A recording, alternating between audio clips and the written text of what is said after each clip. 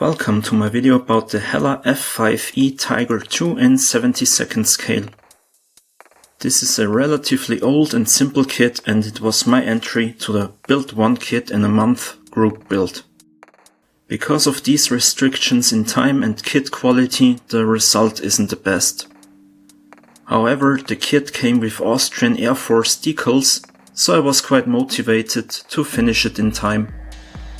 The Austrian Air Force was the last one to have the Saab Draken in active military service until it was finally retired in 2005. While the Air Force was waiting for new Eurofighter Typhoons, this gap was filled by F-5 Tigers loaned from Switzerland.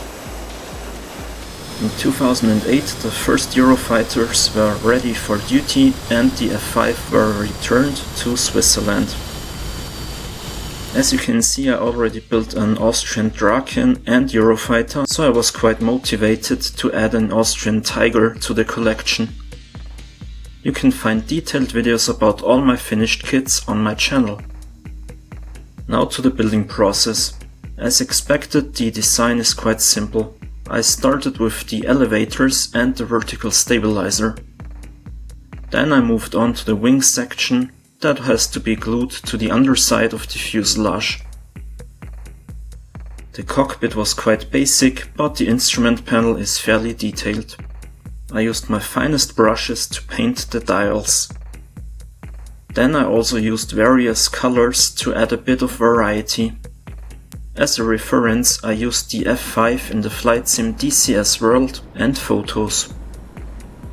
If you want a more realistic result, there are also aftermarket products available. This kit comes with a pilot figure, which is a big plus. Most modern kits don't include figures, unfortunately. Painting such small figures can be quite tricky, but I was relatively satisfied with the result. Quite some effort was needed for the cockpit, considering that you won't see much of this section in the end. Once the cockpit was in place, I joined the upper and lower part of the fuselage. As expected, there were quite some gaps. Anyways, I put some poster tack into the nose to move the center of gravity more into the front. After removing some material, I put the air intakes in place. The fit here and at the nose was quite bad, unfortunately. Therefore I used Milliput 2-part epoxy to fill those gaps. Then it was time to mask off the canopy frame.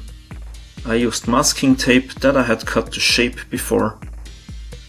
For more precision, I also used masking fluid in some corners. When that was dry, I used white glue to fix the clear parts to the model.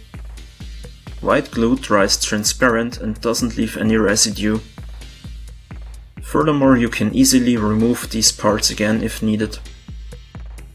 After priming the model, I used this template here to create random patterns on the upper areas.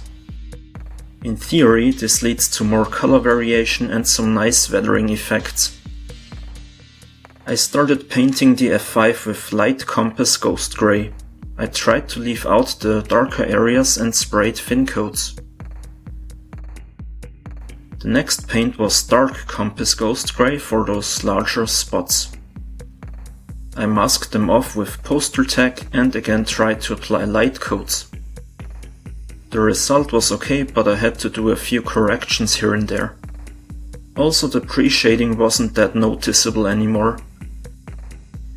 Anyways, I moved on to the gear base and engines. Again, a lot of masking was required here. I used a mix of metallic paints and the result wasn't that bad. The next step was the landing gear and the gear bay doors. This whole section isn't very detailed and honestly I didn't bother to add any cables or other details. When that was done, I worked on the armament. Austrian Tigers only carried 2 sidewinders. They had quite an interesting paint scheme that I tried to replicate with yellow paint and a brown wash. The fins were painted red. Then it was also time to paint some small details like position lights. Now that the paint job was done, it was time for the decals. It was quite difficult to work with them because they were old and very brittle. If you need some tips on decal application, check out my tutorial video linked above. I did not run into any major problems, but had to cut this decal in half so it fits the panels on the aircraft. The large decals for the wings were a bit tricky too. There is always a danger of the decal folding or ripping apart when moving it around. This didn't happen, but unfortunately they are a bit too large, so I had to cut away some of the excess here. When all the decals were in place, it was time to try a new product. Ammo by Mix Dirt Shader was used here on the engine. It seems to be thin acrylic paint, so basically it's nothing special. Anyways, it was quite easy to create this effect here with this product. When that was done, I removed the masking tape and liquid from the canopy. After polishing it with a microfiber cloth and mounting all the parts that came off, the F-5E Tiger II of the Austrian Air Force was finished. As I said in the intro, this is definitely none of my best models. I was a bit worried if I can finish it in just a month, because usually I need a lot more time.